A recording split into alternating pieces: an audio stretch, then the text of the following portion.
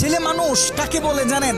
যে তার নিজের কলিজা ছেঁড়া কষ্ট ভাতের লোকমার সাথে প্রতিনিয়ত গিলে খায়, তাকে ছেলে মানুষ বলে। একটা ছেলে যখন বড় হয় সে তার নিজের বাবাকে গিয়ে এই কথাটা বলতে পারে না, বাবা আমি প্রচুর পরিমাণে ডিপ্রেশনে আছি, আমি অনেক সমস্যার ভিতরে আছি, আমার একটু তোমার সাপোর্টটা দরকার, কারণ তোমার ছেলের তুমি ছাড়া এত আপন তো আর কেউ নাই। বাবা তোমার ছেলের মাথায় একটু হাত বুলিয়ে দাও, সামান্য সময়ের জন্য হলেও তোমার ছেলেকে একটু বুকে টেনে নাও। তুমি যদি একটু আমাকে তোমার বুকে টেনে নাও তাহলে আমার কষ্ট অনেকটা কমে যাবে। ছেলেরা এই কথাগুলো কখনোই তাদের বাবাকে গিয়ে বলতে পারে না। ছেলেরা কখনো নিজের মাকে জড়িয়ে ধরে কান্না করতে পারে না, because people say boys don't Cry. ছেলেদের মুখে কান্না মানায় না, এ কারণে ছেলেরা নিজে কষ্টে পড়লে কাউকে একটু কান্না করেও বলতে পারে না। খুব খেয়াল করে দেখবেন, একটা ছেলে খাবার খাওয়ার আগে যে কখনো প্লেটটা ধুয়ে খাবার খায় নাই, এই ছেলেটাও নিজের সবটা দিয়ে চেষ্টা করে নিজের ফ্যামিলি, নিজের প্রিয় মানুষটার মুখে হাসি ফোটানোর জন্য। অনেক ছেলে দেশে পরিশ্রম করে, অনেক ছেলে প্রবাসে বছরের পর বছর নিজের ফ্যামিলি, নিজের প্রিয় মানুষের মুখে হাসি ফোটানোর জন্য পড়ে থাকে।